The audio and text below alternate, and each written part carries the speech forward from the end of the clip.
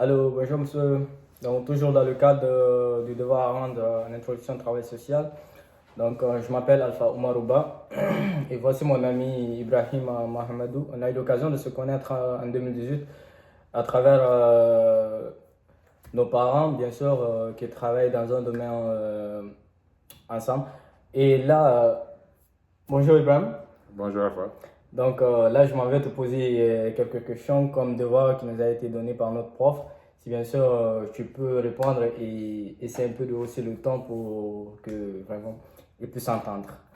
Donc, en ce premier, la première question qui nous a été demandée de poser à un ami que nous connaît vraiment, donc depuis 2018 quand même, je pense que nous sommes, là on peut dire, plus que maintenant des amis. Tout à fait. Donc, comme première question, Ibrahim, quelles sont les qualités, les valeurs et traits de personnalité que tu vois en moi qui font que je pourrais être un technicien en travail social apprécié? Déjà, je dirais qu'il y a une qualité indéniable que tu as qui fait que tu vas être très apprécié en tant que technicien en travail social. C'est ton sang-froid. Honnêtement, je me rappelle de plusieurs occasions où tu as eu l'idée de démontrer ton sang-froid face à des situations où je commençais déjà à paniquer, où j'étais directement anxieux. Toi, tu étais toujours là avec un certain calme qui calmait vraiment toute la foule.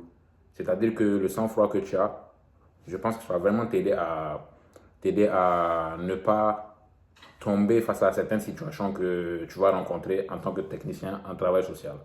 Mais également ta sociabilité. C'est-à-dire que tu as toujours l'envie de connecter des personnes, d'aller rencontrer des personnes, de leur parler, de voir comment ils évoluent dans leur vie.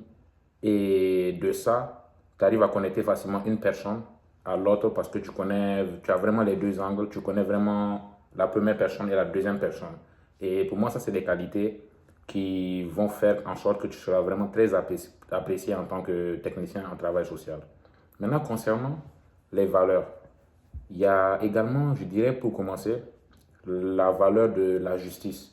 Tu es quelqu'un d'extrêmement juste, mais au-delà d'être juste, tu, tu n'aimes vraiment pas tout ce qui est injuste. Je m'explique.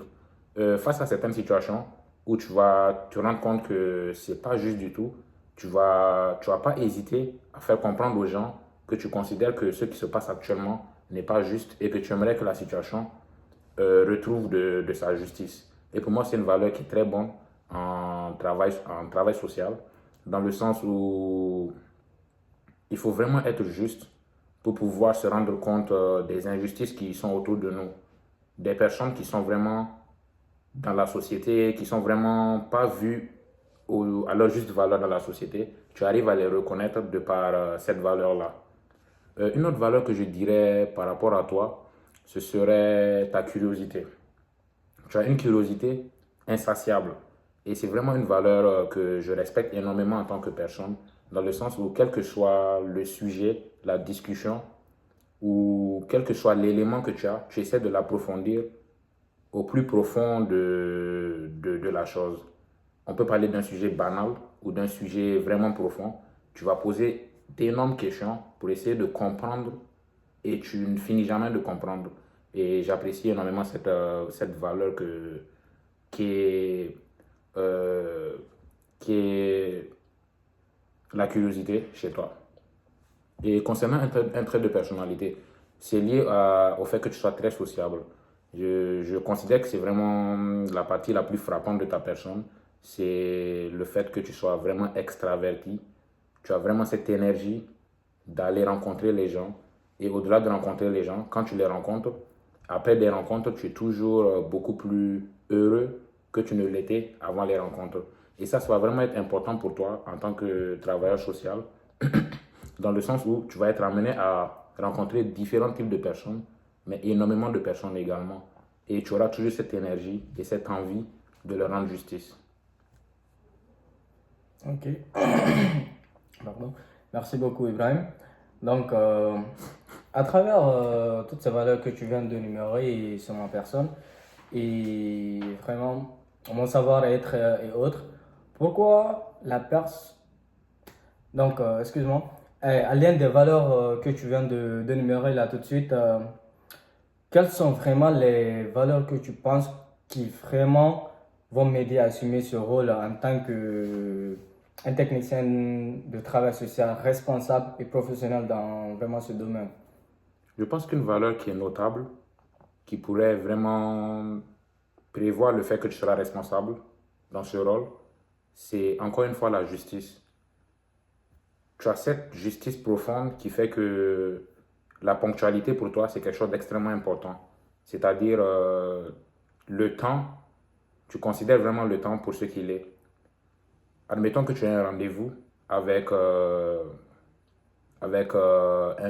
aidé, plutôt que de le faire attendre et de lui faire perdre son temps, tu ne vas pas considérer cela comme juste. Et donc, tu vas être vraiment ponctuel pour toujours garder cet équilibre-là en termes de justice. C'est tout. Ah, d'accord. Merci beaucoup.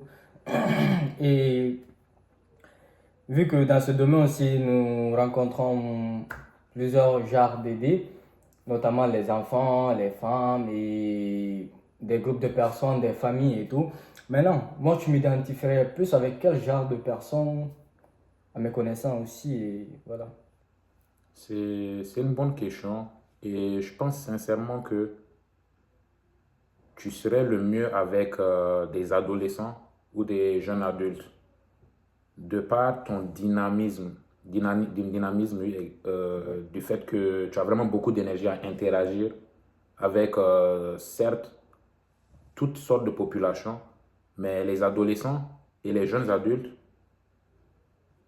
ce serait ta clientèle idéale dans le sens où vraiment tu pourras leur apporter toute l'énergie dont ils ont besoin pour les aider à affronter dans leurs défis qui sont de plus en plus importants, surtout à cette période de la vie.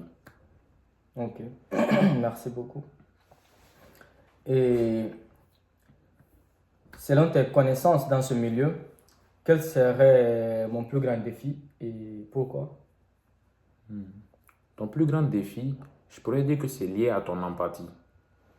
Tu as un certain degré d'empathie que très souvent tu n'arrives pas à mettre la limite entre l'empathie que tu es prête à mettre pour une situation donnée ou une autre. Tu n'arrives pas à faire la différence, tu donnes toujours le même degré d'empathie.